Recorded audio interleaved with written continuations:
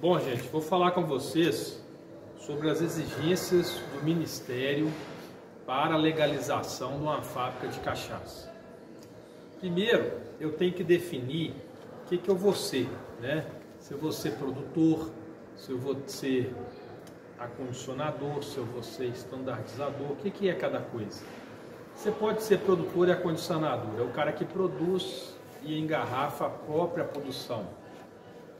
Existe o cara que é só produtor, ou seja, ele produz e vende para um outro engarrafador, engarrafar o produto dele, ou ele vende a cachaça para uma cooperativa, alguma coisa assim.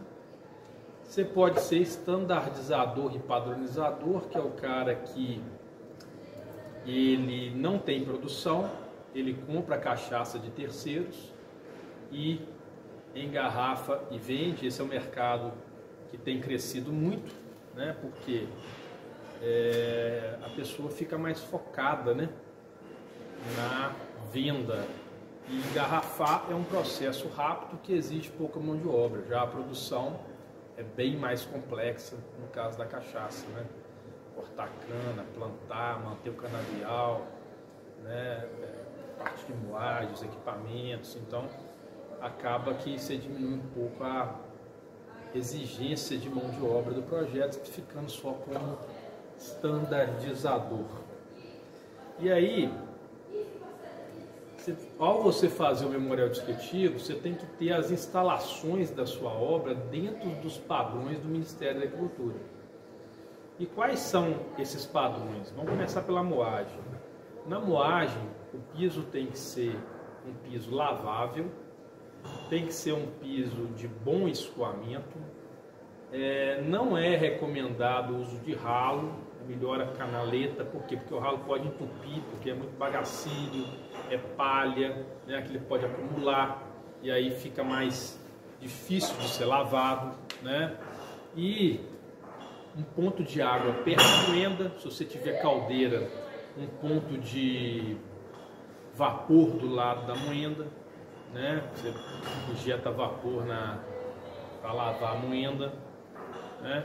E o mais importante é isso, é ser lavável, você conseguir lavar com facilidade o ambiente.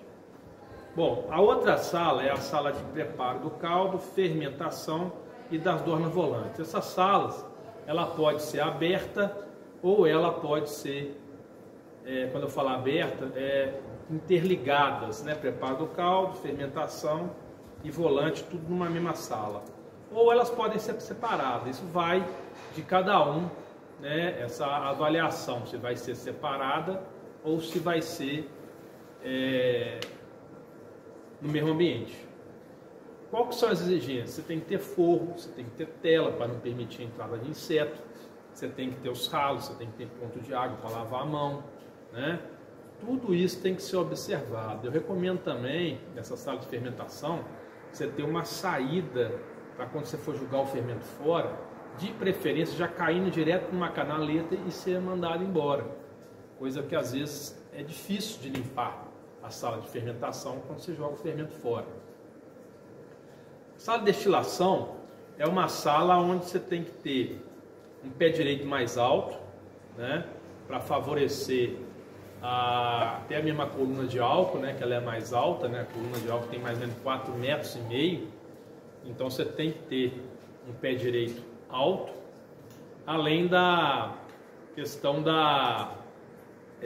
cuidado com a hidráulica. Por quê? Porque na produção de destilação da cachaça, você tem vários tipos de água. Uma água de resfriamento, uma água que ela vai ser usada no deflegmador, né? E essas águas não precisam ser potáveis, mas elas precisam estar a uma temperatura, vamos falar assim, fria, né? Ou na temperatura mais fria que você consegue, para ela resfriar o alambique, né? Então é muito importante observar essa questão das linhas de água, de vinhoto e tudo, porque se vai ter uma manutenção, você não precisa quebrar o piso, então ela passa por um caminho onde você tem ali toda a hidráulica concentrada naquele local, e isso aí facilita muito o trabalho. Você tem também a parte de envelhecimento. Aqui nós estamos numa área de envelhecimento. Os cuidados que você tem que ter com essa sala de envelhecimento é que ela tem que ser fresca e ela tem que ser úmida. Para manter a umidade da sala, você pode usar até a própria água de resfriamento do alambique circulando dentro da parte de envelhecimento. A gente faz isso aqui. Ou tem gente que joga um pouco de pulverização, um aspersorzinho, jogando um vaporzinho na parte da tarde, que é a hora que esquenta mais, né? Tudo isso pode ser feito para aumentar a umidade do ambiente. Depois você tem a parte de envasamento e lavagem de garrafa. Na lavagem de garrafa você tem duas opções: ou você trabalha com garrafa nova ou você trabalha com garrafa usada. Se for com garrafa usada, o equipamento é mais complexo. Você tem que fazer lavagem a quente, a frio, usa soda cáustica e tudo. Se fosse garrafa nova, só a pré-lavagem, você jogar uma aguinha, né, na garrafa, já é suficiente, deixa escorrer para tirar qualquer poeira que tenha caído ali no seu alambique. Depois, ou seja, qualquer poeira que caiu na sua garrafa, né?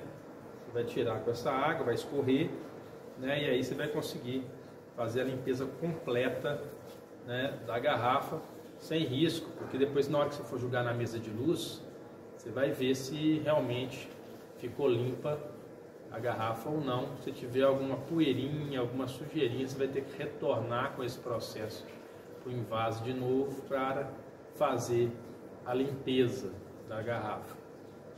Depois a gente tem a questão do banheiro, né? Na fábrica de cachaça você tem que ter um banheiro no raio de 50 metros da fábrica, ou seja, próximo da fábrica você tem que ter banheiros, né, para atender os funcionários. Outra coisa é a questão do destino do vinhoto. Você tem que informar para o Ministério o que você vai fazer com o seu vinhoto, né? O normal é a pessoa irrigar o próprio canavial com vinhoto, mas tem gente que dá para o gado, né?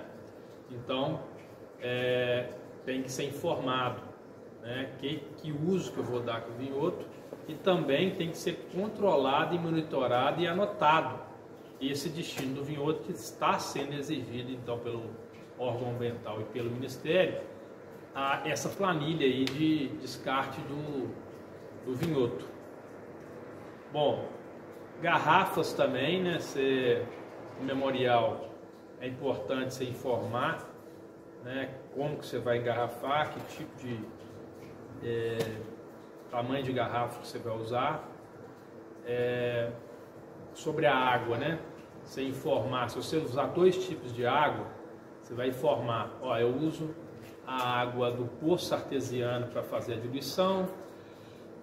Se a água para refrigerar for outra água, porque o cara pode usar a água do poço artesiano para fazer a diluição e usar a água do rio, por exemplo, para fazer o resfriamento dos alambiques. Então você vai falar quais águas você está usando, de que forma que você está usando essas águas no seu processo de produção.